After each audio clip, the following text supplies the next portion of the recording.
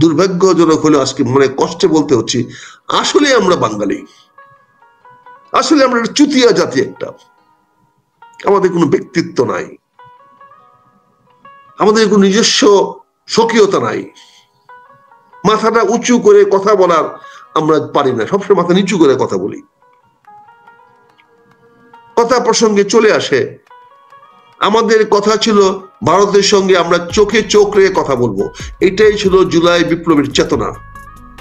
দেখেন তো খলিলুর রহমান সাহেবের সঙ্গে অজিত দোভালের যে ছবিটা আসছে গতকালকে, অজিত দোভাল অন্যদিকে তাকায় আছে আর খলিলুর রহমান সাহেব মাথা নিচু করে ওর হাতের দিকে তাকায় আছে, হ্যান্ডশেকটা করতেছে। এটা তাচ্ছিল্যভাবে করা হচ্ছে। বডি ল্যাঙ্গুয়েজটা দেখেন, কোথায় আপনার আই টু আই গেল? চোখে চোখ রেখে কথা বলার যে বৈষম্য ছাত্র আন্দোলনের যে দাবি, তাদের যে প্রত্যাশা যে ভারতের সঙ্গে আমরা চোখে চোখ রেখে কথা বলবো, এই আমাদের নিরাপদ উপদেষ্টা বালটার দামও নাই বাংলাদেশে। কেন নাই? কারণ আমি কোনো একটি বড় রাজনৈতিক দলের অংশীদার না। আপনি বাংলাদেশে কোন চুতিয়া ভাই? আপনি সারা পৃথিবীতে ব্যাটাগিরি করবেন? আপনি ইন্ডিয়ার সঙ্গে গন্ডগোল করে আপনি কেঠা? হ্যাঁ, বাঙালি আপনার আর চুদির ভাই, বাঙালি আল্লাহর সারা জীবন তো পরের ভাই তাহলে কামলাই করছস। কোন দিন চালাইছস তোরা দেশ জাতি? বিহারির আনছস, উত্তরপ্রদেশের লোক আনছস, আরবের থেকে লোক আনছস, আফগানিস্তান থেকে লোক আনছস, অন্য তোদের মা বোনকে সব দিয়া তোরা সারা এই দেশে জাতি তৈরি হয়েছস। হ্যাঁ, আর কথায় কথায় ইন্ডিয়ার বিভয় করস। আর ইন্ডিয়াতে তো শক্তি তোর চেয়ে অনেক বড় শক্তি, তোর বাপের চেয়ে বড় শক্তি, তোর 14 গোষ্ঠীর চেয়ে বড় শক্তি। তার সঙ্গে তুই কথায় কথায় ঝগড়া করবি, তার সঙ্গে কথায় কথায় আঙ্গুল দিলাবি, আই টু আই কথা বলবি, আর ওখানে গিয়া পায়ের দিকে তাকায় থাকস। সত্যকে সত্য হিসাবে মেনে নেন। ভারত আমাদের জন্য অনেক বড় মহাশক্তি। আমরা ভারতের সঙ্গে পাকিস্তানের মতো স্টুপিড না, আমরা জাউরা না। আমাদের পক্ষে ভারতের সঙ্গে 4-5 দেওয়া আছি। আমাদের 20 কোটি মানুষ হলো আমাদের সম্পদ। এই 20 কোটি মানুষের জন্য আজকে আমরা নিরাপদে আছি। ভারত আমাদের দিকে চক্ষু তুলে তাকাতে পারে না। এই 20 কোটি মানুষের দায়িত্ব সে নিতে হবে। ডক্টর ইউনূসকে তো এই নির্বাচন ফেব্রুয়ারিতে না থাকলে ওনাকে ক্ষমতায় থাকতে দেশের মানুষ দিবে না, এটা স্পষ্ট। তখন কেউ কাউকে মানবে না, কারো কথা মানবে না, এবং সেনাবাহিনীও সেখানে তাদের কিছু করার থাকবে না। তাদের কার পক্ষ নিবে? ডক্টর ইউনূসের পক্ষ নিবে সেনাবাহিনী? শেখ হাসিনার পক্ষে নেয় নাই, তাহলে ইউনূসের পক্ষ কেন নিবে? আর সেনাবাহিনী ইউনূসের পক্ষ না নিলে, শেখ হাসিনার পুলিশ নিজের থানা রক্ষা করতে পারে নাই যখন জন জেগে উঠেছিল, যখন ছাত্র জনতা জেগে উঠেছিল তখন পুলিশ তার থানায় থাকতে পারে নাই, তাদেরকে মাইরা তাদের ওই থানাতে ঝুলে রাখছে, কিছুই করতে পারে নাই। এমনকি সে যে মারা গেছে এই রিপোর্টটা এখন পর্যন্ত তারা করতে পারে নাই, এখন পর্যন্ত আনতে পারে নাই। তা আগামীতে তো ফেব্রুয়ারি মাসে এই অবস্থা হবে। জয়ী কে হবে আমি জানি না। এখানে বাংলাদেশে একটা গৃহযুদ্ধ অবশ্যম্ভাবী এবং ফলাফল বাংলাদেশ 3 ভাগে বিভক্ত হবে। বাংলাদেশকে কোনো একটি বিদেশি শক্তি, বিদেশি মানে কি আমাদের প্রতিবেশী শক্তি, বাংলাদেশটাকে 3টি ভাগে ভাগ করে ফেলবে। আপনি একটা জিনিস খেয়াল করে দেখেন, কথায় কথা চলে আসে আমাদের NSA, national security adviser, so called national security adviser, উনি একদিন আগে দিল্লিতে গিয়েছেন। কেন? ওই কলম্বো ক্লেমের মানে স্ট্রিট ক্লেমে কথা বলার জন্য, কথা বলে আলোচনা করার জন্য সিকিউরিটি গেছেন। বাংলাদেশের এতদিন ধরে সবার স্পিরিট, বৈষম্য ছাত্র আন্দোলন সহ সবার স্পিরিট, আমরা ভারতের সঙ্গে চোখে চোখ রেখে কথা বলবো, ভারতের প্রতি নত জানু দৃষ্টি আমরা দেখাবো না। কিন্তু আজকে দেখেন তো ছবিটা, অজিত দোভাল আরেক দিকে তাকায়া হ্যান্ডশেক করতেছে, আর আমাদের মান্যবর এনসিএ সাহেব ওনার দিকে মাথা নত করে তাকাই যাচ্ছে। কোথায় চোখে চোখ রেখে কথা বললেন? আপনাকে কে বলছিল গিয়ে ছবিটা তুলতে? এখানে এরকম ভাবে ছবি তুলতে গেলে আপনি ব্যানাগিরি করে ছবি তুলতেন, দরকার পড়তে হাত টাইম বলে কথা বললে কথা বলো, নাহলে তোমার নাচছি, পারলেন না। তারপরে আপনি শেখ হাসিনার দেশে ফিরে আনার দাবিটা এই দেশের অনেক মানুষের, আমার না, আমি পরিষ্কার করেছি আমার না, কিন্তু অনেক মানুষের। তুমিও ওই মানুষদের পক্ষের লোক যারা শেখ হাসিনাকে ভারত থেকে ফিরে নিয়ে আসতে চায়, তুমি সেই দেশে সেই পক্ষের লোক। তারপরেও তার ফাঁসি হওয়ার পরে তুমি ওই দেশে গেলা, এই বিষয়টা তুমি তুলতেই পারলা না। তোমার বক্তব্যে নাই, কোনো প্রেস রিলিজে নাই, কোনো পাবলিক অ্যাপিয়ারেন্সে নাই। ওইখানে যে বলছো এটার কোনো তথ্য প্রমাণ এখন পর্যন্ত কোথাও দিতে পারলা না। এমনকি তোমার পক্ষে ভারতীয় আমাদের বাংলাদেশি দূতাবাস থেকে আমাদের এই কি বলে রাষ্ট্রদূত তিনি যেটা বলেছেন, হাই কমিশনার সাহেব বলেছেন, সেটাকেও ইন্ডিয়ান মিডিয়া বলছে ভুয়া, এটা কোনো তথ্য প্রমাণ নাই, এই ধরনের কথা খলিলুর রহমান সাহেব বলেন নাই। তাহলে বাবা তুমি কেন গেলা ওখানে, কি বলতে গেলা? এই বর্ডার ক্লিনিং করতে গেছো কি তুমি এনক্লেভের মরিস হাসানের কথা বলতে? মরিস হাসের লোকে আর মালদ্বীপের সঙ্গে কি বর্ডার আছে ভারতের? হ্যাঁ, শ্রীলঙ্কার সঙ্গে কি বর্ডার আছে? বর্ডার তো একমাত্র বাংলাদেশের সঙ্গে আছে। আর এটা বর্ডারের বিষয়ে আলোচনা, এখানে আলোচনাটা হইলো মেরিটাইম রোডের এনক্লেভ, ওই রাস্তাটা দিয়ে আমরা কেমনে চলাচল করবো, ফ্রি রাস্তা করবো, কেমনে মরিশাসের লোক, মালদ্বীপের লোক, শ্রীলঙ্কার লোক কিভাবে সমুদ্রে চলাফেরা করতে পারবে, বাংলাদেশের মানুষ কিভাবে সমুদ্রে নিরাপদ চলাফেরা করতে পারবে, এইটার জন্য এই এনক্লেভটা করা হয়েছে। এই একটা চুক্তি ভারত করেছে তাদের নিজেদের মধ্যে রাখার জন্য। তুমি সেটাতে কেন গেলা? এটা ভারতীয় একটা আতাত। ভারত শেখ হাসিনাকে নিয়ে এই 4 দলীয় একটা 5 রাষ্ট্রের একটা কমিটি করেছে। সে 5 রাষ্ট্রের কমিটি ভারত করেছে তার আগ্রাসন নীতির আওতায়। তুমি আমার এত বড় একটা বিদ্বান লোক, এত মানে কি বলে বিশাল একজন মেধাবী লোক, তার ক্যারিয়ারের কাছে তো আমি আরেক জন্মে পৌঁছতে পারবো কিনা জানি না। উনি একজন শিক্ষিত লোক, উচ্চ শিক্ষিত লোক, জ্ঞানী গুণী বিদ্বান বিদুষী, উনি কেন এটাতে গেলেন? আই টু আই কথা বলবেন, ভারতের আগ্রাসন নীতির পক্ষে গেলেন। যখন গিয়েছেন তাহলে বাপের বেটার মতো বলতেন, আমি এখানে আসছি এই কথাটা আপনাকে বলতে, অনতিবিলম্বে শেখ হাসিনাকে ফেরত দিতে হবে, না হলে আমাদের 2 দেশের মধ্যে নিরাপত্তা, এটা বলতে পারতেন না ভাই? মনে হয় জানতে পারছে কি আপনি চান না উনি শেখ হাসিনা ফেরত আনা হোক, এই জন্য এটা এনএসএ জানতে পারছেন, যাই না উনি এই প্রস্তাব তুলেন নাই। মাশাআল্লাহ, ভেরি গুড। তাহলে তো এই ক্রেডিটটা আমাকে দেন। আমার মনে হচ্ছে না, যেহেতু উনি তুলতে পারেন নাই, সেহেতু আমার মনে হচ্ছে যে আপনার বিষয়টা উনি কেন গেলেন বলেন তো ভাই? এরকম অপদার্থ করলেন না উনি? না, অনেকে বলে নাকি সেফ এক্সিটের বিষয়টা আলোচনা করতে গেছেন, কিভাবে সেফ এক্সিট হবেন, এটা কি আপনাদের দিয়েছে? ভারত সহ মার্কিন যুক্তরাষ্ট্র সহ তাদেরকে বলেছে তোমাদেরকে নিরাপদে নিয়ে আসা হবে। গতবার একটা হেলিকপ্টার দিয়েছি, এবার দরকার পড়লে আরো বেশি হেলিকপ্টার দিব, দরকার পড়লে C-10 দিব, দরকার পড়লে বোয়িং দিয়ে তোমাদেরকে নিয়ে আসবো। ডোন্ট ওয়ারি, তোমরা দেশে সুষ্ঠু নির্বাচনটা দিয়ে আসো, নির্বাচনের ব্যবস্থা করো, নির্বাচনটা করলে পরে তোমাদেরকে যা নিরাপত্তা দেওয়া দরকার আমরা নিয়ে আসবো। এটা তো হয়ে গেছে, এটা তো আলোচনা আমেরিকানরা বলে গেছে, প্রকাশ্যে বলছে, গোপন তো না। আমেরিকান তো বলেছে তুমি নির্বাচনটা দাও, আমেরিকানদের দাবি তখন নির্বাচনটা দাও, বুঝছেন না, নির্বাচন করাও। তার মানে আমেরিকার সব কাজ হয়ে গেছে, নির্বাচন দিয়ে চলে যাও নাকি? না, এখন তো তারা কাজ হচ্ছে না বলে তো নির্বাচন দিতে বলছে। কাজ হলে তো রাখলো, কাজ তো করাতে পারে না, একটা কাজ তো করাতে পারে নাই, বুঝতে পারছেন না? কোনো একটা কাজ তো করাতে পারে নাই সরকার, এবং আগামীতে পারবে এরকম কোনো সুযোগ সুবিধা নাই। একটা গোপন চুক্তি করে নিউমোনিক পোর্ট, ICT পোর্ট দিয়ে দেওয়ার চেষ্টা করছিল, এটাও তো বুমেরাং হয়ে গেছে।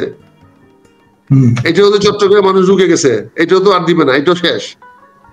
এই যে 13 দিনে 33 বছরের চুক্তি, 4 নভেম্বর APM টার্মিনালের প্রস্তাব দাখিল, 5 নভেম্বর কারিগরি প্রস্তাব মূল্যায়ন, 6 নভেম্বর আর্থিক প্রস্তাব মূল্যায়ন, 9 নভেম্বর বন্দর ও APM টার্মিনালের মধ্যে নেগোসিয়েশন, 7-8 নভেম্বর ছুটির দিনে নেগোসিয়েশন হয়েছে বলে অভিযোগ আছে, 9 নভেম্বর বন্দর বোর্ড সভায় অনুমোদন, 10-11 নভেম্বর নৌ পরিবহন আইন মন্ত্রণালয়ের অনুমোদন, 11 নভেম্বর অর্থনৈতিক বিশেষজ্ঞ উপদেষ্টা কমিটির সভায় অনুমোদন সুপারিশ, 16 নভেম্বর প্রধান উপদেষ্টার চূড়ান্ত অনুমোদন, 16 November APM terminal letter of award প্রদান, 17 নভেম্বর চুক্তির দিন।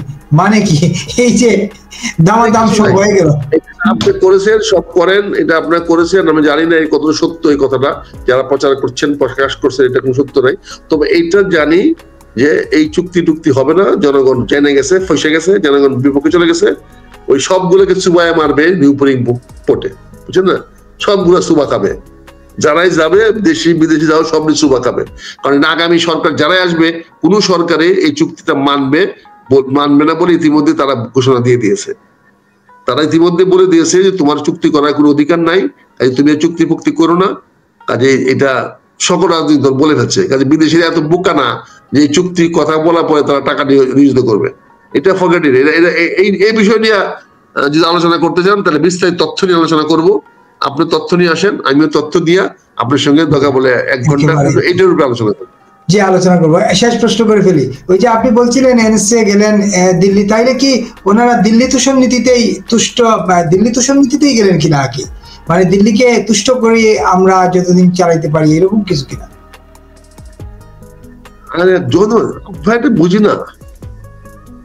আমি একজন ব্যক্তি রাজনীতি করি, একটা বড় দলের সঙ্গে আমি নাই বলে আমার কোনো দাম নাই, বালটার দামও নাই বাংলাদেশে।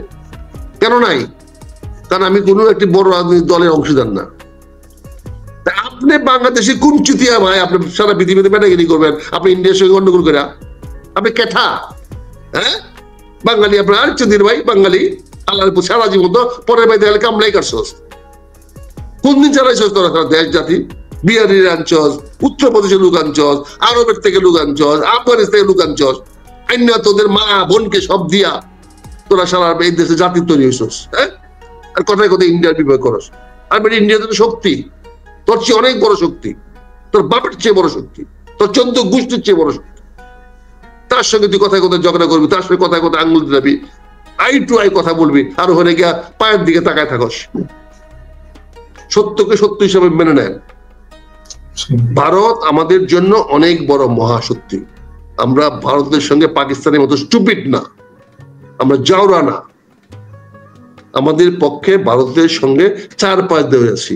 আমাদের 20 কোটি মানুষ হলো আমাদের সম্পদ। এই 20 কোটি মানুষের জন্য আজকে আমরা নিরাপদে আছি। ভারত আমাদের দিকে চক্ষু তুলে তাকাতে পারে না। এই 20 কোটি মানুষের দায়িত্ব সে নিতে হবে। আমার স্বাধীনতা রক্ষা কবচ, আমার মিলিটারি শক্তি, সামরিক শক্তি, সকল শক্তি হলো এই 20 কোটি মানুষ। 20 কোটি মানুষ যদি ঐক্যবদ্ধ থাকবে, একত্রবদ্ধ থাকবে, বাংলাদেশের 1 ইঞ্চি মাটিও কোনো শুয়োরের বাচ্চা কোনো লোক নিতে পারবে না। কিন্তু যদি ঐক্য না থাকে, আমাদের অনৈক্য সৃষ্টি হয়, বিভেদ সৃষ্টি হয়, সবচেয়ে বেশি ক্ষতিগ্রস্ত হবো আমরা। অতীতে হয়েছি, বারবার বঞ্চিত হয়েছি, প্রবঞ্চিত হয়েছি, আমাদের সম্পদ লুটে নিয়ে গেছে সবাই। আমরা গরিব ছিলাম না, আমরা দরিদ্র ছিলাম না, আমরা না খেয়ে থাকতাম না, আমরা শিকার করে খাই নাই, আমরা জন্মের থেকে উৎপাদন করে খাচ্ছি, আমরা পরে সম্পদ দখল করে খাই নাই। কাজে এখন আপনারা আমাদেরকে এই এমন জায়গায় নিয়ে গেছেন, আমাদের বিভেদ কারণে, আমাদের মধ্যে বিভেদ লাগাই দিয়া, ভাইয়ে ভাইয়ে নিজেরা মারা লাগাইয়া। কাজে আমি ভারতের শতভাগ বিরোধী, বিদ্বেষী, কিন্তু ভারতের সঙ্গে শত্রুতা করার জন্য আমি কোনো অবস্থাতে সাহস রাখি না। আমি ভারত বিদ্বেষী এই জন্য যে ভারতের সঙ্গে আমার স্বার্থের সংঘাত আছে। আমি আমার স্বার্থ ভারতকে বিগায় দিতে পারি না। আমি ভারত বিরোধী এই জন্য, ভারত যেটা চায় সেটা আমার স্বার্থের বিপক্ষে, ফলে আমাকে তার বিপরীত অবস্থা নিতে হবে। কিন্তু আমি ভারতকে আমার শত্রু বানাতে পারি না। ভারত কোন অবস্থাতে ভারতকে শত্রু বানানোর মতো শক্তি আমার নাই। ভারতের সঙ্গে আমাকে বন্ধুত্ব নিয়ে থাকতে হবে, কিছুটা নত হয়ে থাকতে হবে।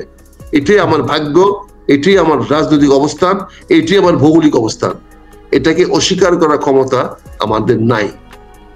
তার মানে কথায় কথায় 7 সিস্টার খেয়ে ফেলুম, চিকেন নেক গিলে ফেলুম, এইসব বলা কোনোভাবেই যুক্তিযুক্ত নাই তো, পরিষ্কার। এটা দৃষ্টতা, এটা দৃষ্টতা। যদি পারেন আগে মিলিটারি তৈরি করেন, তাহলে 1 কোটি লোকের মিলিটারি ট্রেনিং দেন। খাইবেন নাকি? হ্যাঁ, পারলে 1 কোটি লোকের ট্রেনিং দেন, মিলিটারি ট্রেনিং দেওয়ান, তারপরে এই কথাগুলো বলেন। দৃষ্ট দেখেন, সরকার পতনে সহায়তা করতে পারে, সোজা সাপটা উত্তর হলো না। কোন সেনাবাহিনী কোন সরকারের পতনে সহায়তা করার প্রশ্নে ওঠে না, এবং বাংলাদেশ সেনাবাহিনীও সেই কাজটি কখনোই করে নাই। এই বিষয়টা আমাদের স্পষ্ট হতে হবে। এখন ডক্টর ইউনূস সাহেব যে বক্তব্যটা বলেছেন, সে বক্তব্যটা উনি কিছুটা প্রাসঙ্গিক দিয়েছেন। উনি বলেছেন বিশ্ববিদ্যালয়ের ছেলেরা সিদ্ধান্ত নিয়ে নিয়েছে কি করার দরকার, সেই করার কি দরকার তারা সিদ্ধান্ত নিয়েছে। তখন সেনাবাহিনীকেও তৎকালীন আওয়ামী লীগ সরকার মাঠে আইন শৃঙ্খলা রক্ষা করার জন্য নিয়োজিত করেছিল এবং সেখানে ওবায়দুল কাদের বলেছিল দেখা মাত্র সেনাবাহিনীকে গুলি করার অর্ডার, সেনাবাহিনীকে অর্ডার দেওয়া হয়েছে যাকে আপনারা দেখবেন ও রাস্তায় ঘাটে তাদেরকে গুলি করবেন। এই বক্তব্যটা সেনা প্রধান সহ সেনা কর্মকর্তারা আমরা আমাদের দেশের জনগণের উপরে কোনো অবস্থায় গুলি চালাতে পারবো না। আর এই ছেলেরা মেয়েরা আমাদের তারা পড়ায় পরে তারা আমাদের সন্তান, আমাদের ভাই বোন বা অনুজন, বিশেষ করে শ্রমিকদের কাছাকাছি হয়। তারা জানেন বাংলাদেশের ইয়াং অফিসারদের বয়স শ্রমিকদের বয়স। আপনার কথাটা একটু ভিতরে চলে যাচ্ছে। সৈনিক থাকে, সৈনিকদের বয়স থাকে 20-এর নিচে, আর ইয়াং অফিসারদের বয়স থাকে 25-এর নিচে। সেখানে বিশ্ববিদ্যালয়ের ছেলেদের সঙ্গে তাদের বয়সের একটা মিল থাকে, কারণ বিশ্ববিদ্যালয়ে যারা পড়াশোনা করে তাদেরও বয়স 22, 23, 24 এরকম মধ্যে চলাফেরা করে, মানে তারা একই তারুণ্যকে প্রতিনিধিত্ব করে। সেখানে ইয়াং অফিসাররা এবং সৈনিকেরা বলছে আমরা আমাদের বন্ধুদের, আমাদের ভাইদের, আমাদের বোনদের উপরে গুলি চালাতে পারবো না, কাজে সরকার আমাদেরকে এরকম নির্দেশ দিলে আমরা বেকায়দা পড়ে যাব, আমরা বিব্রত হব। এই কথাটা কিন্তু তারা সরকার প্রধানকে জানিয়েছে এবং এটাই বোধহয় ডক্টর ইউনূস সাহেব বলতে চেয়েছেন যে এই সেনাবাহিনীর অবস্থানটাই আন্দোলনকে সফল করতে সর্বোচ্চ সহায়তা করেছে। কারণ তখন সেনাবাহিনীর প্রতি যে ভয়টা মানুষের স্বাভাবিক থাকে সেই ভয়টা উঠে গেছে, সবাই বুঝে গেছে এই সেনাবাহিনী আমাদের উপর গুলি করবে না।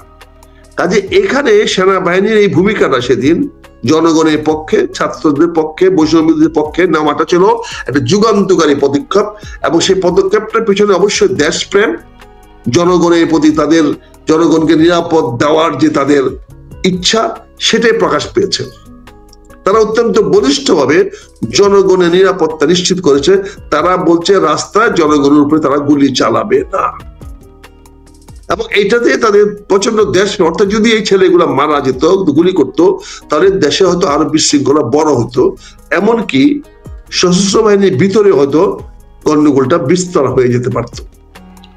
কাজে এখানে সেনাবাহিনী অত্যন্ত বিচক্ষণতার সঙ্গে এবং বিশেষ করে সেনা প্রধান অত্যন্ত তড়িৎ সিদ্ধান্ত নিয়েছেন এবং তাকে সিদ্ধান্ত নিতে হয়েছে পক্ষে যাব না বিপক্ষে যাব। পক্ষে মানে কার? পক্ষে মানে শেখ হাসিনার না, পক্ষে মানে সরকারের না। ওনাকে সিদ্ধান্ত নিতে হয়েছে জনগণের পক্ষে থাকবো না জনগণের বিপক্ষে যাব। তৎকালীন সময়ে সেনা অধিনায়কেরা, সেনাপতিরা সিদ্ধান্ত নিতে পেরেছে বলিষ্ঠভাবে তারা জনগণের পক্ষে থাকবে। এটা হয়তো সরকারের বিপক্ষে গিয়েছে, সেটাতে কিছু করার ছিল না।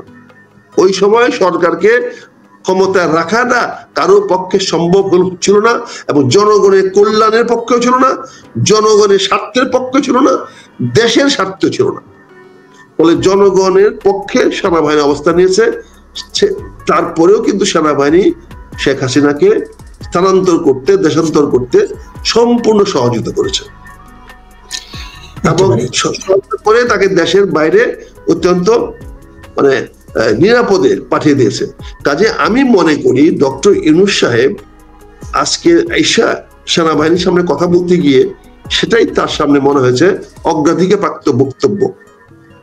যেহেতু সেনাবাহিনীর মধ্যে উনি তত বেশি বড় বক্তৃতা দেন নাই, আজকে একাডেমিক আলোচনা করতে গিয়েছিলেন, এনে কোনো এক্সিকিউটিভ অর্ডার ছিল না, এটা একটা ইনস্টিটিউশন, এটা শিক্ষা প্রতিষ্ঠান। সেখানে একাডেমিক বক্তব্য দিতে গিয়ে উনি ইতিহাস থেকে কিছু পুনরাবৃত্তি করে বলেছেন সেনাবাহিনীর সেদিনের রোলটা এই দেশের বিপ্লবের পক্ষে ছিল, সরকার পতনে সহায়তা করেছে। এটাই উনি একাডেমিক পয়েন্টে বলতে চেয়েছে। এটা কিন্তু ওনার কোনো মিলিটারি বা এক্সিকিউটিভ অর্ডার না, এক্সিকিউটিভ বক্তব্য না, এই বক্তব্যটা সম্পূর্ণ একাডেমিক না। একেবারে আপনি বলেছেন যে আমি যে প্রশ্নটা করতেছিলাম আপনি আগেই তুলে ফেলেছেন প্রশ্নটা, সেনাবাহিনী ছাত্র জনতার উপর গুলি করবে না, এটার অর্থ কি বোঝায় এই যে আমি সরকারকে রক্ষা করব না, আমি মানুষের পক্ষে আন্দোলনকে সহায়তা করলাম, এটা বোঝায়? সেনাবাহিনী তো সরকার রক্ষা করার জন্য দায়বদ্ধ না। তার সাংবিধানিক দায়িত্ব কি? সাংবিধানিক দায়িত্ব সরকার রক্ষা করা না, রাষ্ট্রকে রক্ষা করা। পরিষ্কার হইতে হবে ভাইয়া, রাষ্ট্র এবং সরকার এক জিনিস নয়।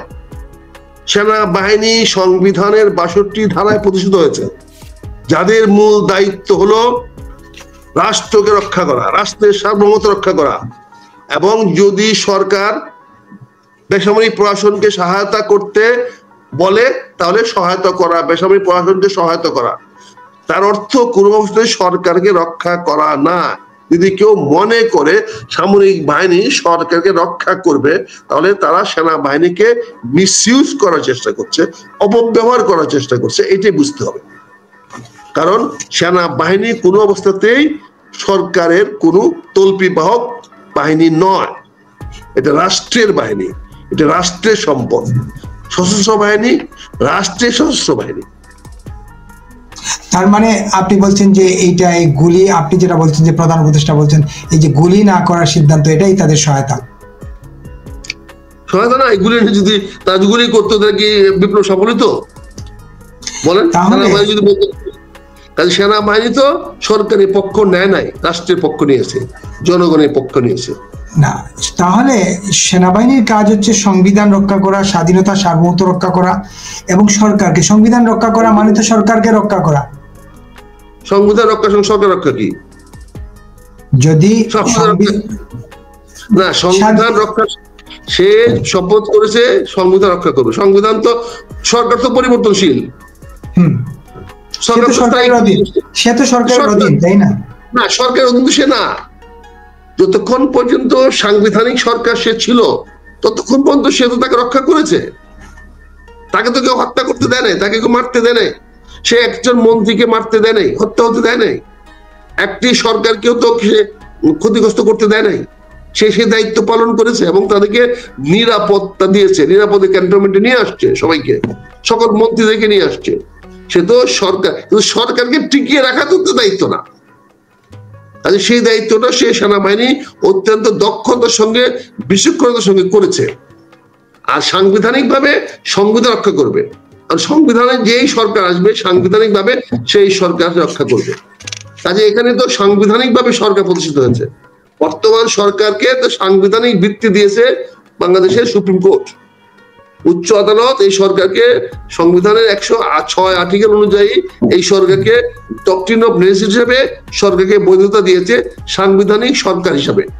কাজে সেই সরকারকে রক্ষা করার দায়িত্ব সেনাবাহিনী পালন করে যাচ্ছে, তাই এখনো সরকার টিকে আছে। এবং হয়তো ডক্টর ইউনূস বলতে চাচ্ছেন যে এরা যদি সহায়তা না করে তাহলে তো এই বর্তমান সরকারও একইভাবে হয়তো পতন হয়ে যেতে পারে।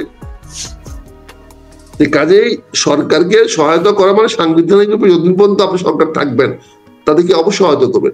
আবার সাংবিধানিক ভাবে যারা নির্বাচিত হয়ে আসবেন সেই সরকারকেও তারা নিরাপত্তা দিবে। কিন্তু সাংবিধানিক ভাবে যে সরকার টিকে থাকবে না তার পক্ষে তো তারা যাবে না। যেই সরকার ক্ষমতাচ্যুত হয়ে যাবে সেই সরকারের পক্ষে তো সেনাবাহিনী যাবে না। সাংবিধানিক ভাবে যে সরকার থাকবে, সে আগের সরকার কি অসাংবিধানিক ছিল? আমি তো আগে সব বলি নাই, শেখ হাসিনা তো আর্মি তো রেকমেন্ড করছে সরকার যদি চলে গেল সেদিন থেকে। এর আগে তো বলছে আমি জনগণের উপর গুলি চালাবো না। সে তো তার সরকারের আদেশ অমান্য করতে অস্বীকার করে নাই। সে তো সরকারকে রক্ষা করেছে, তাদেরকে সকল দায়িত্ব পালন করেছে।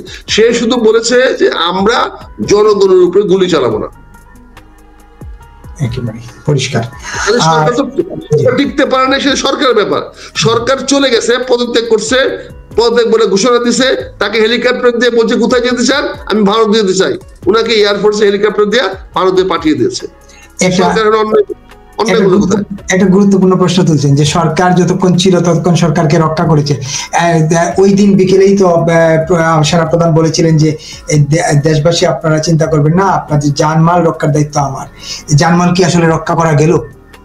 না, জানমাল রক্ষা করতে পারে না। এই জন্য তার এই বক্তব্য বলা 15 মিনিট পরে তারা বলছে যে তোমাকে আমরা, তোমার কমান্ড চাই না। আমরা সজীব ওয়াজেদের বক্তব্যে আমরা পাই যে সজীব মাহমুদ তার বক্তব্যে আমরা পাই, ইন্টারভিউ পাই, সে পরিষ্কার তারা বলে দিয়েছে না, সেনা প্রধানের অধীনে কোনো সরকার হবে না, তাদের কাছে তারা যাব না। তখন তারা দায়িত্ব নিয়ে তারা চলে গেছে এপি পত্রিকার অফিসে। সেখানে গিয়ে তারা সিদ্ধান্ত নিয়েছে বিকল্প সিদ্ধান্ত। সেখানে সেনা প্রধান তো আর সে দায়িত্ব নিতে পারে নাই। যদি সেনা প্রধান দায়িত্ব তৎকালীন সময় নিতে পারতো, দায়িত্ব দিতে, তাহলে আমি বলতে পারি একটি মানুষেরও ক্ষতি হতো না, এই মিল কারখানা কোনোটা আগর হতো না। এই সুযোগটাই করে দেওয়ার জন্য ওয়াকারুজ্জামানের বক্তব্যটাকে তারা ডিফাই করেছে। ওয়াকারুজ্জামান দায়িত্বটা নিয়েছিল, কিন্তু সেই দায়িত্বটা তো আমরা ওনাকে দেই নাই। তো উনি চিফ মার্শাল বিষয় হতে পারতেন, উনি উপদেষ্টা প্রধান হতে পারতেন, উনি সরকার প্রধান হতে পারতেন, উনার নেতৃত্বে সরকার গঠিত হতে পারতো। আমরা তো সেই সুযোগটা ওনাকে দেই নাই। উনি যেতে দায়িত্ব নেওয়ার জন্য ভলান্টিয়ার হয়েছিলেন, কিন্তু তারপরেও তো তাকে আমরা সেই দায়িত্ব দেই নাই আমরা। এবং সেখানে সজীবের মতো লোকেরা দায়িত্বটা তার কাছ থেকে নিয়ে আসে। তারা বলছে আমরা 3 দিন দেশে সরকার ছিল না। এই সজীবের কথায় তো আর এটা ফেলে দেওয়া যায় না। 3 দিন তো সরকার ছিল না, 3 দিন তো সেনাপ্রধানের দায়িত্ব ছিল, যেহেতু তিনি দায়িত্ব ছিল না। সেনাপ্রধান দায়িত্ব সরকার ছিল না, সরকার ছিল নাই। কিন্তু ডক্টর ইউনূস কিন্তু তারা অলরেডি উপদেষ্টা বানিয়ে ফেলেছেন, ঘোষণা দিয়ে দিয়েছে উনি আসতে পর হবে। সরকার তো ছিল, প্রশাসন ছিল, জাপসি ছিল, সবাই ছিল। সেনাপ্রধান তো সরকারকে সরকারি কাজ করা সেনাপ্রধানের দায়িত্ব না, কারো জানমালের নিরাপত্তা দেওয়া সরকারের দায়িত্ব না, রাস্তাঘাটে ট্রাফিক কন্ট্রোল করা সামরিক বাহিনীর দায়িত্ব না। এগুলো অতীতে আপনারা করেছেন, আমরা তো আপত্তি করেছি। 3 দিন সরকার নাই, সেনাপ্রধানে কি করা আছে, সেনাবাহিনী কি করা আছে? সেনাবাহিনী তো অন্য কোনো বিদেশে কাউকে এই দেশে ঢুকতে দেয় নাই। মানে আপনার ডাইকে নিয়ে আসছেন, বিদেশি আইন নিয়ে ক্ষমতা বসায় দিচ্ছেন, এটা সেনাবাহিনী কি করবে? সেনাবাহিনী উচিত ছিল ডক্টর ইউনূসের বিমানটাকে গুলি করে ফেলায় দেওয়া, সে তো বিদেশি, সে বাংলাদেশে ক্ষমতা বসবে কেন? সেনাবাহিনী সেটা করেছে? করে নাই। সেনাবাহিনী কোনো বিদেশিকে বাংলাদেশে আসতে দেয় নাই, কোনো বিদেশি রাষ্ট্রকে দেয় নাই। তাহলে সেনাবাহিনী রাষ্ট্রকে রক্ষা করেছে। সরকারকে রক্ষা করা সেনাবাহিনীর দায়িত্ব না, কর্তব্য না। রাষ্ট্রকে রক্ষা করা সেনাবাহিনীর দায়িত্ব, কর্তব্য। বাংলাদেশের সার্বভৌমত্ব রক্ষা করা সেনাবাহিনীর কর্তব্য। সেটা সেনাবাহিনী করে যাচ্ছে এবং অত্যন্ত, আমি গর্বের সঙ্গে বলতে চাই, আমাদের সেনাবাহিনী সেই দায়িত্বটা অত্যন্ত নিষ্ঠা, দক্ষতা এবং গর্বের সঙ্গে করে যাচ্ছে। এই জন্য জাতি তাদের কাছে কৃতজ্ঞ, আমি তাদেরকে ধন্যবাদ জানাই। একেবারে। আমরা একটু আরেকটা প্রশ্ন করি। আপনি বলছিলেন যে সেনাবাহিনীর দায়িত্ব না ট্রাফিক করা, ট্রাফিক দেখা সেনাবাহিনীর দায়িত্ব না, এটা না। কিন্তু আমরা তো গত 5 আগস্টের পর থেকে এখন পর্যন্ত সেনাবাহিনীকে মাঠেই দেখছি 2 মাস পর পর ম্যাজিস্ট্রেসি পাওয়ার নিয়ে, কিন্তু বাস্তবে তার খুব একটা কার্যক্রম তো চোখে পড়ে না। প্রায়শই আমরা সহিংসতার খবর পাই, প্রায়শই আমরা মবের খবর পাই, কিন্তু ম্যাজিস্ট্রেসি পাওয়ার থাকার পরও আমরা এগুলাকে দমানোর কোনো দেখি না, কার্যকর পদক্ষেপ। এখানে একটা জিনিস আমি আপনাকে একটু বিনয়ের সঙ্গে বলতে চাই, সেনাবাহিনীকে দেশের কাজে লাগানোর জন্য, বেসামরিক প্রশাসনকে সহায়তা করার জন্য সরকারের একটা সংবিধানে একটা ধারা আছে। সংবিধানে একটা কথা আছে, বেসামরিক প্রশাসনকে সহায়তা করার জন্য যদি বাংলাদেশের প্রশাসন চায়, তাহলে সেনাবাহিনী সেখানে দায়িত্ব পালন করতে পারে। সেই দায়িত্বটা তারা পালন করে সংশ্লিষ্ট ডিপ্টি কমিশনারের অধীনে। আপনি ডিপ্টি কমিশনারের কাছে ম্যাজিস্ট্রেট থাকে, সেই ম্যাজিস্ট্রেট গুলা ডিপ্টি কমিশনের নির্দেশে ম্যাজিস্ট্রেট পালন করে।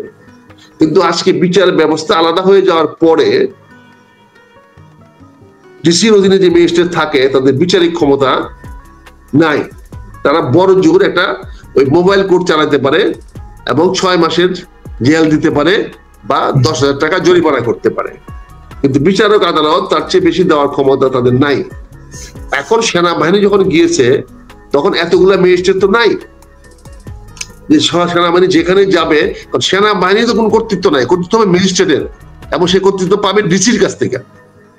কাজে ডিসির কাছ থেকে তারা কর্তৃত্ব নিয়েছে যে আমার অফিসাররা, ক্যাপ্টেন, মেজর সাহেবরা যেখানে ডিউটি করবে, সেও তোমার ম্যাজিস্ট্রেট হিসেবে কাজ করবে।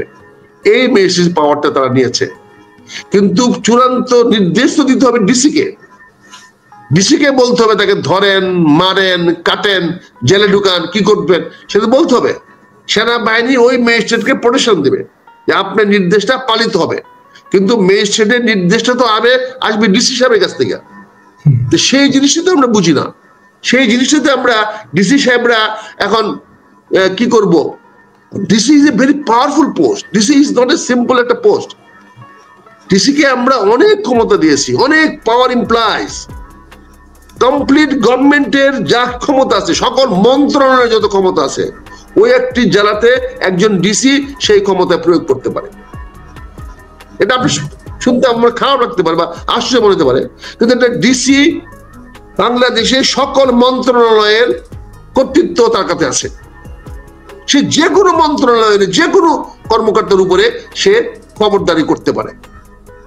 কোন মন্ত্রণালয়ে সে চাকরি করে এটা ডিসির কাছে বিবেচ্য বিষয় না। ডিসি বাংলাদেশ সরকারকে কর্তৃত্ব সে ওখানে ডিস্ট্রিক্ট লেভেলে সে এক্সারসাইজ করে, বিভাগীয় লেভেলে বিভাগীয় কমিশনার সে এক্সারসাইজ করে। দে আর দি পাওয়ার। তো এই পাওয়ারটা যদি ওনারা ডিসিরা যদি আমাদের আর্মির ম্যাজিস্ট্রেট যাদেরকে বানানো হয়েছে সে ম্যাজিস্ট্রেটকে রিলে না করেন, ক্ষমতাটাকে হস্তান্তর ক্ষমতাটা না দেন, তাকে নির্দেশ না দেন, তাহলে ওই আর্মি অফিসারের ম্যাজিস্ট্রেট হয়েও কি করতে পারবে? আগে তো ম্যাজিস্ট্রেটের অরিজিনাল পাওয়ার থাকতে হবে। সোর্স অফ পাওয়ারটা কি? সেনাবাহিনী ম্যাজিস্ট্রেটের সোর্স অফ পাওয়ার হলো ডিসি। তো ডিসি তাকে বলবে আপনি ওখানে গ্রেফতার করেন, আপনি ওখানে গিয়ে ফাইন করেন, আপনি ওখানে জেল দেন। সেটা সেনাবাহিনী তাকে ওই ম্যাজিস্ট্রেট সাহেবকে, ক্যাপ্টেন সাহেবকে, মেজর সাহেবকে, সিভিলিয়ান ম্যাজিস্ট্রেটকে যেমন প্রোটেকশন দিত আর ক্যাপ্টেন সাহেবকে তো আলাদা করে প্রোটেকশন দেওয়া দরকার নাই, because he is belongs to that unit.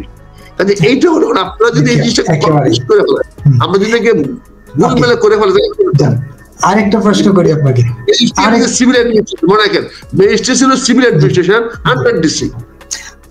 প্রশ্ন করি আপনাকে, সেটা হলো আপনি একটু আগে বলছিলেন যে সেনাবাহিনীর কাজ হলো দেশ রক্ষা করা। এই 5 তারিখ থেকে 8 তারিখ পর্যন্ত দেশ সেনাবাহিনী রক্ষা করে, যে বাইরের কোনো শক্তি আসে নাই, কিন্তু বাইরের লোক এসে সরকারে বসে গেছে, এই বিদেশিরা এসে সরকারে বসে গেছে, এটা আপনি বলছিলেন।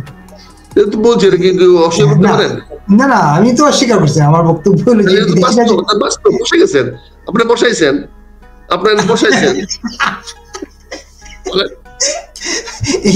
এই বসানো থেকে উদ্ধার পাওয়া কবে? না, উদ্ধার নির্বাচনের মাধ্যমে, যখন সুষ্ঠু অবাধ নির্বাচন হবে তখন এই বিদেশি কুকিল গুলা আর থাকতে পারবে না দেশে, বুঝছেন না? এই সিজনাল বার্ডস গুলা না হয় শিকার করবে, মানুষের তাদেরকে শিকার করে ফেলবে। যেমন আমাদের সাইবেরিয়া থেকে যে বার্ডস গুলো আসে, সব বার্ডস তো ফিরে যেতে পারে না। অনেক বার্ডস আমাদের হাওর মারে, অনেকের জালে আটকে যায়, অনেকে ভাবে আটকে দেয়, শিকারির কাছে আটকে যায়। এই সমস্ত ওই যে সিজনাল বার্ডস গুলো আসছে, তারাও হয়তো অনেকে ফেরত যাবে, অনেকে ফেরত নাও যেতে পারে, অনেকে আটকে যেতে পারে এখানে, অনেকে হয়তো শিকার করে তাদেরকে দিয়ে ভুরি পুজো করতে পারে। আমরা তো সাইবেরিয়ান বার্ডসের দেশে থাকি, তো আমরা তো দেখি এই যখন পৌষ মাস অগ্রহায়ণ মাস আসছে, ঝাঁকে ঝাঁকে পাখি আসতেছে আমাদের এখানে, সবগুলো বিদেশি পাখি, বাংলাদেশি পাখি তো না। এই যে বিদেশি পাখি শিকার হয়ে যেতে পারে, এটা আপনার কেন মনে হচ্ছে? এরা তো আসছে, তাই তো আমরা যখন পাখিটা দেখি আমার জমি ধান খাইতেছে, তখন আমি তাকে শিকার করবো না? আমার পুকুরে যখন মাছ খেতে আসবে পাখিটা নামবে, তখন শিকার করবো না? তাইলে এই পাখিরা মাছ খেয়ে যাচ্ছে তাইলে এখন অবিরত। আমারটা খায়নি এখনো, যারটা খাইছে সে তো ছাড়বে না।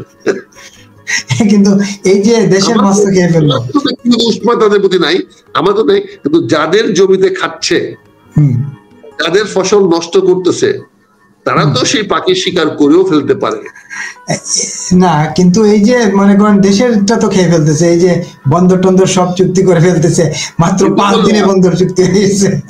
সেই জন্য তো বললাম, তারা যেখানে যেখানে যাচ্ছে সেখানে শিকার হয়ে যেতে পারে। আপনি কি মনে করেন এই 5 দিনের এই যে বন্দর করে ফেলেছে, এটা গুড এন্ড ব্যাড পয়েন্ট আছে, কিন্তু তারপরে গোপনে চুক্তি করার ফলে কি বন্দর ঢুকতে পারবে কেউ? ক্ষমতা আছে ডক্টর ইউনূস সাহেবের লোকদের বা ওই কোম্পানির তো পাওয়ারটা বাঁচবে। একটা খুন হলেই তো কোম্পানিতে ফিরত আসবে না, একটা অফিসারকে মায়েরা ফেললেই তো আর এই কোম্পানিতে আসবে না। আপনি কি মনে করেন যে বিভিন্ন ভাবে যে সমস্ত আমেরিকানরা এই বাংলাদেশের মাটিতে ঘুরে বেড়াইছে অতীতে, আগামীতে ঘুরে বেড়াতে পারবে? অনেক শিকার হয়ে যাবে না? অনেক পাখি শিকার হয়ে যাবে না? বলেন। কাজে আজকেও তো আমরা দেখতেছি, কাজে একটু সাবধান হইতে হতো। আজকে আমাদের এত এত ব্যারিস্টার, এত এত উকাল থাকতে আমরা আজকে কি দেখলাম যে আইসিটিতে 2 জন উকিল নিয়োগ দেওয়া হলো বিদেশে বাংলাদেশে বংশোদ্ভূত বিদেশি নাগরিক, তাদেরকে দেওয়া হলো। তার মানে কি আমাদের দেশের লয়ার সাহেবরা অযোগ্য না? আমাদের দেশের যে বড় বড় লয়াররা কথা বলেন, অনেক লয়াররা প্রায় হয়তো টেলিভিশনের লয়াররাই দেখি কথা বলেন, তারা কি করবেন বলেন? তাদের যোগ্যতা নাই এখানে বসার। লন্ডন থেকে আনতে হবে বাংলাদেশি বংশোদ্ভূত লয়ারদেরকে আইনটা বানাইতে হবে, adviser to the chief prosecutor. Chief prosecutor একদিনে অ্যাডভাইস লাগতেছে, কারণ যেহেতু বিচারটা উনি সঠিকভাবে প্রসিকিউশন করতে পারেন নাই। এটা বিচারক সাহেব জনগণের প্রত্যাশা পূরণ করেছেন, ফাঁসি দিয়ে দিয়েছেন, বিচারক সাহেব নিজের ঝুঁকি নিয়ে দিয়েছেন, কিন্তু মামলা তো প্রমাণ হয় নাই, মামলাতে কোনো ইনগ্রেডিয়েন্টস নাই। প্রসিকিউশন তো এখানে এমন কোন এলিমেন্ট দিতে পারে না যে এলিমেন্টে ফাঁসি হওয়া দরকার। ড্রোন দিয়ে আকাশে উড়িয়া তথ্য দিলে তো এটা ফাঁসির অফেন্স হয় না। হেলিকপ্টার নিয়ে আকাশে ঘুরিয়া মানুষকে ভয় দেখাইলে বা গুলি করলে এটা ফাঁসি হইতে পারে না। আইন ছেলের জন্য প্রধানমন্ত্রী ফাঁসি হইতে পারে না, বুঝতে পারছেন না? কাজে এগুলো তো, এবং সিপাহী পুলিশ গুলি করলে তার জন্য তো প্রধানমন্ত্রী ফাঁসি হইতে পারে না।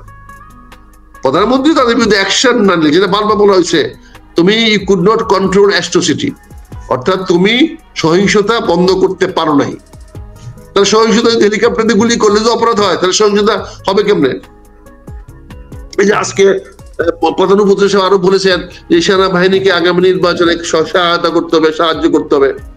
ওনাকে তো এটাও পরিষ্কার করতে হবে যে সাহায্য সহযোগিতা করতে গেলে তারাও যেন ওই আইসিটি কোর্টে তাদের জন্য না নিয়ে যাওয়া হয়, সে নিশ্চয়তা দিতে হবে। নাহলে তারা কেন নির্বাচনে সাহায্য করতে যাবে? তাদের কি টাকা পড়ছে? এখানে তো প্রধান উপদেষ্টা মহোদয়কে পরিষ্কার করতে হবে যে তারা নির্বাচনে গিয়ে তাদের দায়িত্ব পালন করলে সেখানে তাদেরকে আগামীতে আইসিটির মোকাবেলা করা হবে না, এটা তো বলতে হবে, বুঝতে পারছেন না? আসলে অনেক কথা বাজারে বেরিয়ে আসতেছে, অনেক বক্তব্য বেরিয়ে আসতেছে। আজকে যে সমস্ত এই যে হাওয়া অফিসে কথা বলা হচ্ছে, সেখানে বলা হচ্ছে অনেকে তো এয়ার কন্ডিশন রুমে রাখা হয়েছে, অনেকে তো বাড়ির থেকে খাওয়া দাওয়া নিছে, সবাই জানতো যেখানে আছে, এসি রুমে রাখা হয়েছে, এরকম কথাবার্তা তো আজকে বেরিয়ে আসতেছে। তার মানে ওই যে ওই আয়না ঘরে এসিও ছিল, এসি আইনও ছিল, এসি রুমে আইনও ছিল, বলেন? কাজে সেখানে রাখা হয়েছে অনেকদেরকে। এই কথাগুলো তো বাজারে বেরিয়ে আসতেছে, এবং যত সময় যাবে আরো বেরিয়ে আসবে। হয়তো আয়না ঘরে পুরো হিস্ট্রিটা বলে আসবে, কি কারণে একটা লোককে আয়না ঘরে নেওয়া হয়েছিল সেটাও বেরিয়ে আসতে পারে, বা কি কারণে গল্পের আয়নাঘর তৈরি করা হয়েছিল নাকি। হ্যাঁ, এগুলো আসতে পারে, এগুলো বেরিয়ে আসবে সময় তো বলে দেবে। কিন্তু আপনি একটা গুরুত্বপূর্ণ কথা বলেছেন যে এই বিচার হয় না, এরা প্রধান বিচারপতি নিজ দায়িত্বে ফাঁসি দিয়ে দিচ্ছেন। এইটা আমার বোধগম্য হচ্ছে না। বিচারপতি কেন নিজ দায়িত্বে ফাঁসি দিতে গেলেন?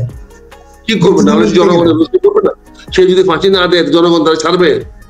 এই আদালতে বাইরে পারতো সে, বলেন? কাজে সে জনগণের ফোন করেছে, সে কি ফাঁসি রায় না দিয়ে করতে বেরোতে পারতো? এমনি তো অসুস্থ হয়ে গেছে, এমনিতেও তিনি অসুস্থ হয়ে গেছেন, আর তিনি যদি ফাঁসি না দিতেন তাহলে জনগণ তো পিঠে মারে ফেলতো আদালত। জনগণের তার মানে আদালত জিম্মি?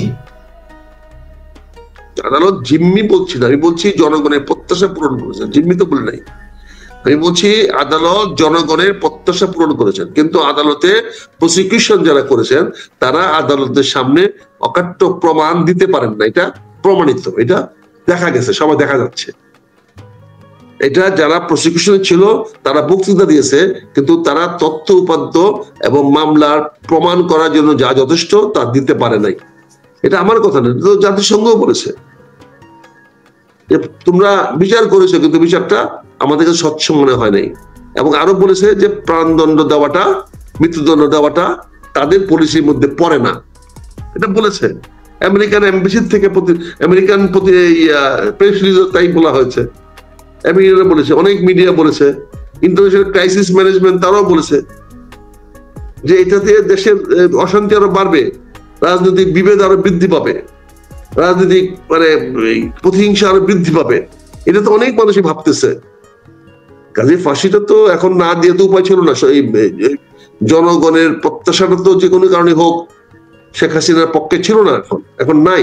যদি আগামীতে আমার পক্ষে যায় তাহলে হয়তো আবার উনি পূর্ণবাসিত হইতে পারেন, কিন্তু জনগণের কাছে তো ওনাকে পরিষ্কার করতে হবে যে উনি জনগণের জন্য ভালো করতে চেয়েছিলেন, কার জন্য ভালো করতে পারেন নাই। এটা যদি উনি ওনার সৎ উদ্দেশ্য থেকে থাকে জনগণের কল্যাণের জন্য উনি করেছেন, তাহলে উনি জনগণকে বলুন, জনগণকে জানাক, দিল্লি থেকে জানাক। আমি বাংলাদেশে আসতে বলবো না, কারণ বাংলাদেশে আমি ওনাকে নিরাপত্তা দিতে পারবো না। যেহেতু নিরাপত্তা দিতে পারবো না, আমি তাকে বাংলাদেশে আসতে বলবো না। আর আমার সরকার যদি ওনাকে আনতে পারে আমি তো সহযোগিতা করবো, আনার হ্যাডম থাকলে নিয়ে আসেন, আমি তাকে ধরে নিয়ে আসতে পারবো না, এই ক্ষমতা তো আমার নাই। কিন্তু আমার প্রত্যাশা থাকবে সরকার বাংলাদেশে যেহেতু তাকে উনা নিয়ে আইসা বাংলাদেশের বিচারে মুখাপেক্ষি করা হোক। তার মানে সরকারের হেডম নাই ওনাকে আনার নাকি? থাকলে দেখা, আমি তো বলছি না থাকলে সরকার দেখা। একেবারে। আপনি নির্বাচনের প্রসঙ্গে বলছিলেন যে এই সেনাবাহিনীর কথা বলছিলেন, যে নির্বাচনে যে সেনাবাহিনী দায়িত্ব পালন করে, নির্বাচন কি দেখতেছেন? এটা তো পরিষ্কার একদম, মানে ধবধবা ফেব্রুয়ারি মাসে শীতের পরে নতুন নির্বাচন হবে, সুন্দর পরিবেশে ফেব্রুয়ারি মাসে ফুরফুরা সময়, একদম বসন্তকাল, মানে শীতেরও শেষ বসন্তকালের শুরু, ওই সময় ফুরফুরা মেজাজে বাংলাদেশে নির্বাচন হবে। এটা তো দৃশ্যমান স্পষ্ট, যারা দেখতে পায় না তারা তো হলো জেগে ঘুমাচ্ছে, তাকে ঘুম কেমনে ভাঙাবেন? সে চোখ বন্ধ করে দেখার চেষ্টা করছে, তাহলে সে কি করে দেখবে? চোখটা খুলে দেখেন, নির্বাচন যত সময় হবে। কিন্তু লোকে বলে কি যে যখন সরকারের দায়িত্বে যারা থাকেন তারা যত জুড়ে নির্বাচনের কোনো বিষয়ে, যত জুড়ে নির্বাচন না যে কোনো বিষয়ে যত জুড়ে বলেন, ঠিক সেই জুড়ে দেওয়া বিষয়টা তত পিছন দিকে হাঁটে। 20 কোটি মানুষের দেশে যদি 1% লোক যদি দ্বিমত পোষণ করে তাহলে 20 লক্ষ লোক হয়। এটা অনেক আফ্রিকান দেশ জনসংখ্যা নাই। 10% লোক যদি একটা পক্ষে যায় তাহলে 2 কোটি লোক যায়। সবার কথার গুরুত্ব আছে, মূল্য আছে, সবারই দ্বিমত করার অধিকার রাখে। কিন্তু আমি মনে করি যে বৃহদাংশ মানুষ, বাংলাদেশের মানুষের কাছে এরকম কোনো ভুয়াশা নাই, এরকম কোনো মানে কোনো মনে রাখো কোনো দ্বিধা নাই। তারা জানে, বাংলাদেশের বৃহদাংশ মানুষ জানে যে নির্বাচন, তারা জানে না শুধু মানে এবং বিশ্বাস করে, এবং তারা চায় নির্বাচনটা সঠিক সময় হোক। নির্বাচনটাই বাংলাদেশে আমাদের জন্য বর্তমানে সবচেয়ে ভালো ওষুধ, এটাই আমাদেরকে বাঁচাতে পারবে। বাংলাদেশের মানুষকে নতুন একটা গতিমুখ দেওয়ার জন্য, এই দেশ কোন দিকে যাবে, কিভাবে যাবে, এটা নির্ধারণ করার জন্য আমাদের একটা নির্বাচন অত্যাবশ্যক। এই নির্বাচনটা হলো আমাদের জীবন রক্ষাকারী ট্যাবলেট, জীবন রক্ষাকারী ওষুধ। এইটাকে আমাদেরকে যে কোনো অবস্থাতে সবাই মিলে আসেন, নির্বাচনের বিপক্ষে প্রপাগান্ডা না করে আমরা সবাই বলি নির্বাচনটা দেন। নির্বাচনের বাইরে যদি কেউ যেতে চান তাহলে 10% লোকের হয়তো একটা সুইসাইডাল ওয়ার্ড মাইন্ডে থাকতে পারে, হয়তো তাদের অন্যরকম এজেন্ডা থাকতে পারে, সেটা আমি বলছি না, আপনি সেটা বাস্তবায়ন করার অধিকার রাখে। কিন্তু বৃহদংশ মানুষ যদি আপনাদের পক্ষে যায় আমার কোনো আপত্তি নাই। কিন্তু এখন এই বর্তমানে বৃহৎ অংশের লোক, বাংলাদেশের অন্তত 70-80% লোক নির্বাচনের পক্ষে। তাদেরকে যদি আপনি ঘুরাইতে পারেন, বদলাইতে পারেন, আমার কোনো আপত্তি নেই। কিন্তু আমি মনে করি ব্যক্তিগতভাবে বাংলাদেশে নির্বাচন ছাড়া আমাদের সামনে কোনো রাজনৈতিক বিকল্প নাই। যদি নির্বাচন না হয় ভবিষ্যৎটা কি তাহলে দেশের? পরিষ্কার জলবত্তরল, দেশের গৃহযুদ্ধ হবে। দুর্ভাগ্যজনক হলে আজকে মানে কষ্টে বলতে হচ্ছে, আসলে আমরা বাঙালি, আসলে আমরা চুতিয়া জাতি একটা। আমাদের কোনো ব্যক্তিত্ব নাই, আমাদের কোনো নিজস্ব স্বকীয়তা নাই, মাথাটা উঁচু করে কথা বলার আমরা পারি না, সবসময় মাথা নিচু করে কথা বলি, কথা প্রসঙ্গে চলে আসে। আমাদের কথা ছিল ভারতের সঙ্গে আমরা চোখে চোখ রেখে কথা বলবো, এটাই ছিল জুলাই বিপ্লবের চেতনা। দেখেন তো খলিলুর রহমান সাহেবের সঙ্গে অজিত দোভালের যে ছবিটা আসছে গতকালকে, অজিত দোভাল অন্যদিকে তাকায় আছে আর খলিলুর রহমান সাহেব মাথা নিচু করে ওর হাতের দিকে তাকায় আছে, হ্যান্ডশেকটা করতেছে। এটা তাচ্ছিল্যভাবে করা হচ্ছে। বডি ল্যাঙ্গুয়েজটা দেখেন, কোথায় আপনার আই টু আই গেল? চোখে চোখ রেখে কথা বলার যে বৈষম্য ছাত্র আন্দোলনের যে দাবি, তাদের যে প্রত্যাশা যে ভারতের সঙ্গে আমরা চোখে চোখ রেখে কথা বলবো, তো এই আমাদের নিরাপদ উপদেষ্টা তিনি নতুন পদ পেলেন, ন্যাশনাল সিকিউরিটি অ্যাডভাইজার। এই প্রসঙ্গে একটু একটা ছোট্ট এই প্রসঙ্গে শুধু অজিত দোভালের এই ট্যুর নিয়ে একটা আলোচনা সোশ্যাল মিডিয়া ভরে গেছে, যে উনি যে বলেছেন যে ইন্টারনাল বিষয়ে হস্তক্ষেপ করবেন না, এতে করে কি অজিত দোভাল খলিলুর রহমানকে আওয়ামী লীগকে নিয়ে নির্বাচন করার জন্য প্রেসার দিয়েছে কিনা, এটা নিয়ে খুব আলাপ হচ্ছে। নিশ্চয়ই আপনার আলোচনায় এই বিষয়টা একটু দৃষ্টি দিবেন, সেটার জন্য আমি একটু। সবচেয়ে বড় দুর্ভাগ্য হলো যে শেখ হাসিনার মৃত্যুদণ্ড দেওয়া হয়েছে, তাকে ফেরত আনার মতো কোনো বক্তব্য দিয়েছেন কিনা এটার কোনো প্রমাণিত তথ্য এখন পর্যন্ত পাওয়া যাচ্ছে না। কোনো মিডিয়া বলতে পারতেছে না তার সঙ্গে যে 45 মিনিট আলাপ হলো, সে 45 মিনিট আলাপেও উনি এই প্রসঙ্গটা এনেছেন কিনা না ভারতের মিডিয়া কনফার্ম করতে পারছে, না কোনো মিডিয়া কনফার্ম করতে পারছে। অথচ ওইটাই তো হওয়া ছিল আমার প্রেস রিলিজ, আমার মূল বক্তব্য। এবং আমার বাংলাদেশের অ্যাম্বাসেডর সাহেব হাই কমিশনার যে বক্তব্য দিয়েছেন সেটাকে ভারতের মিডিয়াতে ভুয়া বলা হয়েছে, এটা রিলায়েবল না বলা হয়েছে। তার মানে ওনার বক্তব্যটা রিলায়েবল না, ভুয়া বলা হচ্ছে।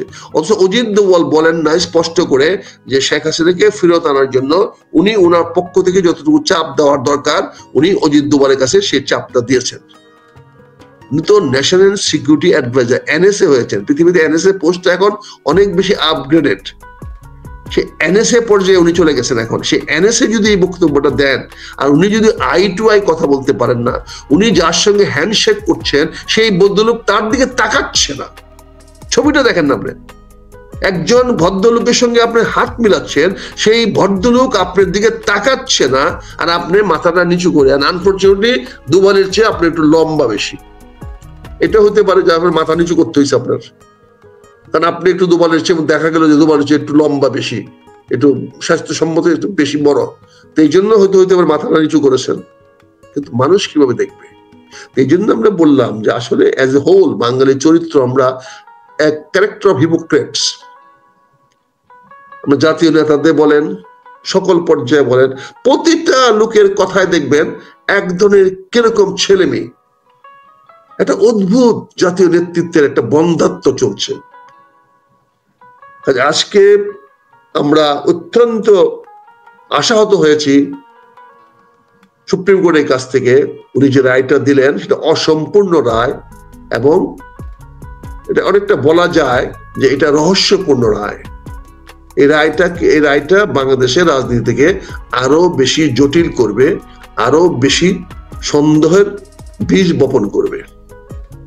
এখানে বিচার বিভাগ পক্ষপাতিত্ব করছে, এই ধরনের একটি ভাব জনগণের মধ্যে প্রতিষ্ঠিত হবে।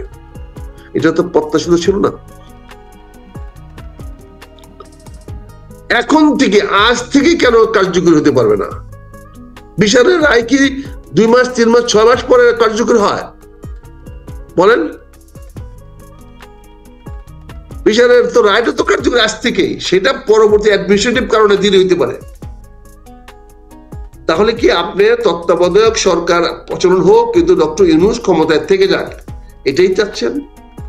এই অন্তর্বর্তী সরকারকে আপনি আরো 3 মাসের লাইফ দিলেন কেন? কি স্বার্থে, কি কারণে, কি প্রয়োজনে আপনি কেন তাদের লাইফ দিলেন?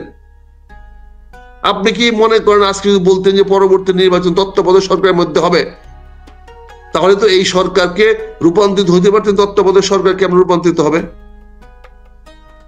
এখানে তো তত্ত্বাবধায়ক সরকার কেমনে গঠন করা হবে এই ব্যাপারে একটা জাতীয় ঐক্যমত্য তৈরি হয়েছে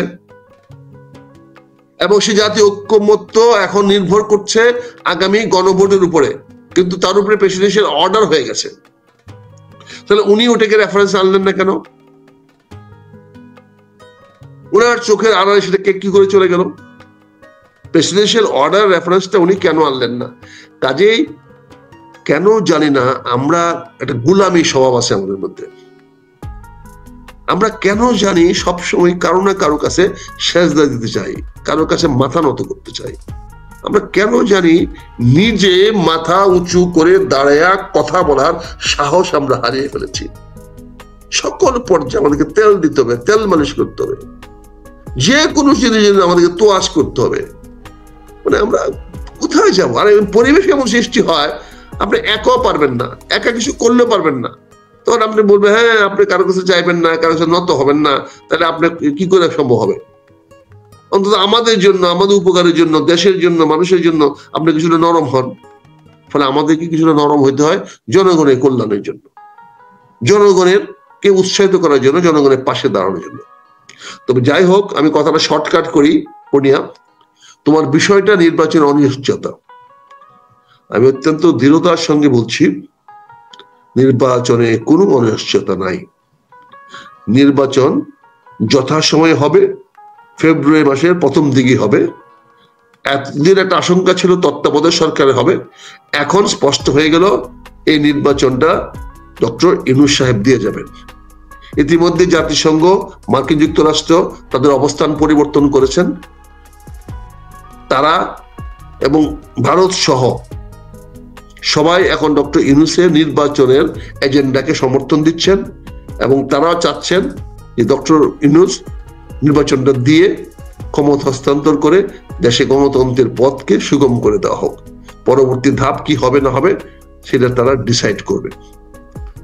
এখন উনি কিভাবে বিভিন্ন ব্যবসা বাণিজ্য করে যেতে পারেন সেটা নিয়ে ব্যস্ত, সেটা আলোচনা আমরা কালকে করবো না। পোর্ট নিয়ে দরকার বলে কালকে আমরা একটা বিস্তৃত আলোচনা করব, যে পোর্টের দেওয়া না দেওয়া, কি হচ্ছে না হচ্ছে, এটা নিয়ে আমি বিস্তারিত আলোচনা করব। তোমার সঙ্গে যদি সময় দাও কালকে আমরা কথা বলবো। কিন্তু সরকার যে বাণিজ্য করার চেষ্টা করছে, এই 3 মাসের মধ্যে সরকার আর কি কি বাণিজ্য করে জানি না, তবে জনগণের কাছে আমার অনুরোধ থাকবে আপনারা সজাগ থাকেন। আজ থেকে যে কোনো ধরনের বিদেশি চুক্তি যেন সরকার বাস্তবায়িত করতে না পারে তার জন্য সবাই প্রস্তুত থাকেন, কারণ বিদেশি চুক্তির মধ্যে সততা নাই। এখানে অসৎ পন্থা অবলম্বন করা হচ্ছে, অসৎ উপায়ে এই চুক্তিগুলা করা হচ্ছে। এখানে কিছু লোক কামাই করে বিদেশ চলে যাওয়ার জন্য করছে, কারণ তাদেরকে নিরাপত্তা দেওয়া হয়েছে, তাদেরকে বলা হয়েছে সুষ্ঠু অবাধ নির্বাচন হওয়ার পরে সরকার যে আসুক তারা এই সরকারকে পূর্ণ নিরাপত্তা দিবে, এবং সেই জন্য আন্তর্জাতিক পক্ষ, জাতিসংঘ সহ সবাই একমত হয়েছে। দরকার বলে একটা হেলিকপ্টার না, এবার দরকার বললে আরো কয়েকটা হেলিকপ্টার, বা দরকার বললে ওই C-29 বা C-30 প্লেন হইলো ওনাদেরকে নিয়ে যাওয়া হবে, দরকার বলে বোয়িং এ করে নিয়ে যাওয়া হবে। কাজে ওনাদেরকে ঘাবড়াতে মানা করা হয়েছে, ওনাদেরকে নিরাপত্তা নিশ্চয় দেওয়া হয়েছে, নির্বাচন করেন এবং সেই নির্বাচনটা যাতে হয় সেই ব্যবস্থা প্রধান বিচারপতি সাহেব ওনার সকল বিচারকদের নিয়ে করে দিয়ে গেলেন, যে আমরা এখন এই সরকারের অধীনেই নির্বাচনের জন্য প্রস্তুত আমরা হব। আর তারেক রহমান সাহেবের দেশে ফেরা নিয়ে অযথা তো ধূম্রজাল সৃষ্টি করে লাভ নাই, দোয়া সৃষ্টি করে লাভ নাই। তিনি যেহেতু নির্বাচনে অংশগ্রহণ করবেন এবং যেহেতু আরপিও হয়েছে, অনুপস্থিত ব্যক্তি নির্বাচনে অংশগ্রহণ করতে পারবে না, সেখানে আমি মনে হয় আমার ক্ষুদ্র চিন্তা, যেহেতু ওনার সঙ্গে আমার যোগাযোগ নাই, কথা বলতে পারি না, কাজে ওনার বিষয়টা আমি আসলে স্পষ্ট করে বলতে পারবো না। এই ধারণা নিয়ে কথা বলাটা উচিত হবে না নেতাদের সম্বন্ধে। কাজেই স্বাভাবিক ধারণা, যেহেতু নির্বাচনে অংশগ্রহণ করবেন তার যত সময় তিনি বাংলাদেশে চলে আসবেন। আর বাকি ওনার ব্যক্তিগত অভিপ্রায় কি, ইচ্ছা কি, এটা জানার ক্ষমতা আমার নাই, যোগাযোগ আমার নাই এবং বুঝারও নাই। যদি কথাবার্তা বলতাম, যে একটা কথা বলতাম, হাই হ্যালো বলতাম, তাহলে তো বুঝতে পারতাম ওনার মনোভাব কি। কাজে এই বিষয়টাতে আমি তোমার কাছে ক্ষমা চাচ্ছি ভাই, ওনার ফেরা নিয়ে আমার কোনো মন্তব্য নাই, আমি এটা চাচ্ছিলাম। আর গণভোটের বিষয়টা তো স্পষ্ট, গণভোট এখন হচ্ছে এবং গণভোট হচ্ছে নির্বাচনের দিনেই। এখন সরকার একটু বেকায়দায় পড়ে গেছে, ঝুঁকির মধ্যে পড়ে গেছে, জামাত সহ এনসিবি সহ সবাই ঝুঁকির মধ্যে পড়ে গেছে। সেটা হচ্ছে গণভোটে সংস্কার হেরে না যায়, কারণ গণভোটের পক্ষে আওয়ামী লীগ তো ভোট দিবেই না, অর্থাৎ ওই সংস্কারের পক্ষে তো আওয়ামী লীগ কোনো ভোট দিবে না। তাহলে আওয়ামী লীগের ভোটগুলো যেদিকে যাবে সেদিকে একটা বিশাল না পড়বে। তারপরে যদি আরো কোন রাজনৈতিক দল, অনেক রাজনৈতিক দল তাদের রাজনৈতিক অবস্থানগত কারণে এখন সংস্কারের পক্ষে হ্যাঁ ভোট নাও দিতে পারে, তাহলে তারা হ্যাঁ ভোট দিল না বা ভোট দানে বিরত থাকলো, আর আওয়ামী লীগ একচেটিয়া নাতে ভোট দিয়ে গেল, তাতে কি হচ্ছে? এখানে না ভোট সামনে এগিয়ে যাওয়ার একটা সম্ভাবনা তৈরি হয়ে গেছে। এই জন্য বিএনপির অনেকে অপছন্দ করছে হ্যাঁ ভোটের অনেক কিছু, মানে গণভোটের অনেক কিছু বিএনপির নাম বলছি না, আমি বলছি অনেকেই মনে করে যে হ্যাঁ ভোটটা তাদের জন্য সহায়ক হবে না। আর আরেকটা জিনিস আমি বলেছিলাম, যে তোমার সঙ্গে প্রশ্ন বলেছিলাম যে আমাদের যে ট্রায়ালটা হয়েছে, প্রসিকিউশনটা খুবই দুর্বল ছিল। এই প্রসিকিউশনে কারো ফাঁসি হইতে পারে না, এই কথাটা আমি তোমার কাছে স্পষ্ট করে বলেছিলাম। তারপরে বিচারককে ধন্যবাদ দিয়েছিলাম যে জনগণের প্রত্যাশা ছিল শেখ হাসিনা ফাঁসি হোক, আপনি সেই প্রত্যাশা পূরণ করেছেন, তার জন্য জনগণের পক্ষ থেকে আমি ওনাকে ধন্যবাদ জানিয়েছিলাম, কৃতজ্ঞতা জানিয়েছিলাম। কিন্তু প্রশাসন যে প্রসিকিউশন বা মামলাটাকে তথ্য প্রমাণ দিয়ে প্রমাণিত করার যে প্রচেষ্টা, এইটা প্রচন্ড দুর্বল ছিল। এখানে একটি চার্জও প্রমাণিত হয় নাই এবং কোনটাতে ফাঁসি দেওয়ার মতো এরকম এলিমেন্টস বা ইনগ্রেডিয়েন্ট ছিল না, যার ফলে দেখেন আজকে সরকার, আমি তুমি একটা গ্যাজেটের কপি আমার কাছে পাঠিয়েছ, সেখানে একজন বিদেশি, বাংলাদেশ বংশোদ্ভূত বিদেশি একজন বিখ্যাত লয়ার সাহেবকে এই ট্রাইব্যুনালের প্রসিকিউটরের চিফ অ্যাডভাইজার বানানো হয়েছে। মানে সে যা একদিন করে আসছে সেটা যে ভুয়া, সে যে পারে না, এটা তো প্রমাণ হলো। পারে নাই বলে তো আজকে তাকে চিফ অ্যাডভাইজার দেওয়া হলো। আর এতদিন সে যে টেলিভিশনের দাঁড়ায় বিভিন্ন দেশি বিদেশি কথা বলতো, এটার জন্য ওনার একটা মিডিয়া কন্ট্রোলার দেওয়া হলো যে মুখপাত্র হিসেবে কাজ করবে। অর্থাৎ এখন থেকে আর সম্ভবত তাজুল সাহেবের কথা বলা টেলিভিশনের সামনে বন্ধ হয়ে গেল, যেটা নিয়ে আমরা আপত্তি করে আসতেছিলাম। তার মানে একজন প্রতিনিধিত্ব বা একজন স্পোকসম্যান দেওয়া হলো, যার না পরিষ্কার বলা হয়েছে স্পোকসম্যান, ট্রাইব্যুনালের স্পোকসম্যান হিসেবে কাজ করবেন এই নতুন একজন লয়ার। তুমি যার গ্যাজেটটা আমার কাছে পাঠিয়েছো, কাজে বুঝতে পারছো আমরা যখন যেটা বলে আসছিলাম অনেকে তোমরা অসন্তুষ্ট হয়েছো, রাগ করেছো, হয়তো ভেবেছো যে আমরা তোমাদের বিষয়গুলোকে আমরা অন্যভাবে দেখছি। অন্যভাবে দেখছি না ভাই, যেটা আমাদের চোখে দৃষ্টিকটু লাগে, যেটা আমাদের কাছে ভুল মনে হয়েছে, আমরা দুঃসাহস নিয়ে সেই ভুলগুলো বলার চেষ্টা করছি। এটা আমরা ঝুঁকি নিয়ে বলতেছি, এতে আমাদের পাওয়ার কিছু নেই।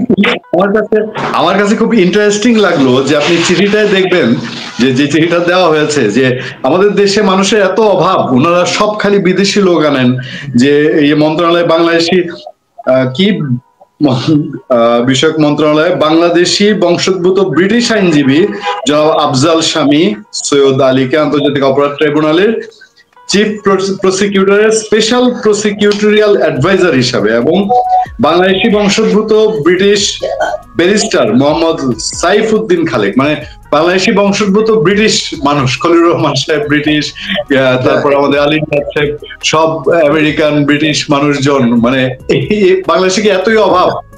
উনি অভাব প্রশ্ন, উনি বাংলাদেশে কোনো লোক দায়িত্ব দিতে চাচ্ছে না, কারণ তারা তো পালাতে পারবে না। যারা পালিয়ে যেতে পারবে, তাদের বাসস্থান বাইরে আছে, এমন লোককে দিতে হবে, তাহলে কে আসবে দায়িত্ব বলো?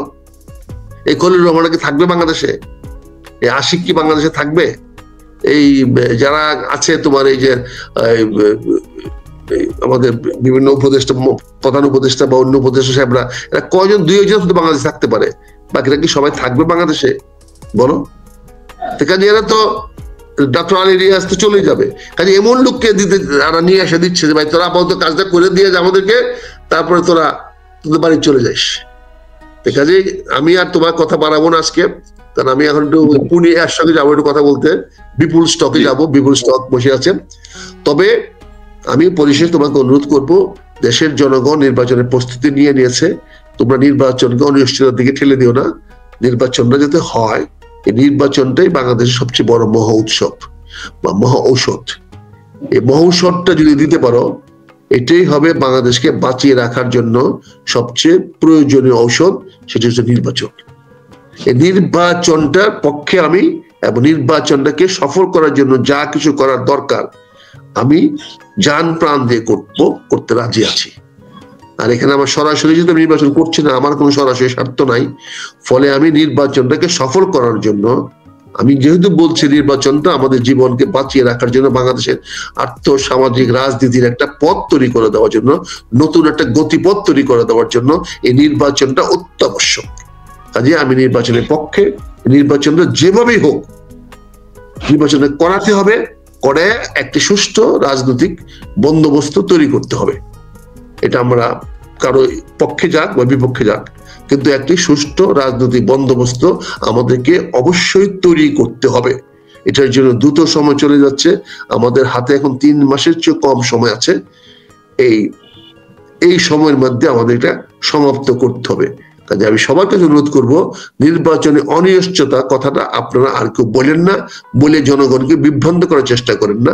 যারা এই কথাটা বলবেন তারাই কিন্তু গণশত্রু হিসাবে আখ্যায়িত হবেন আগামীতে, তারাই কিন্তু জনগণের কাছে ধোঁকা দিচ্ছেন, প্রবঞ্চনা করছেন, এটা বলে প্রমাণিত হবে। সবাই এক বাক্যে আসেন বলি, নির্বাচন সময় মতো হবে, সময় মতো হবে, এটা জনগণের দাবি, জনগণের প্রত্যাশা, জনগণ যা চায় তাই হয়।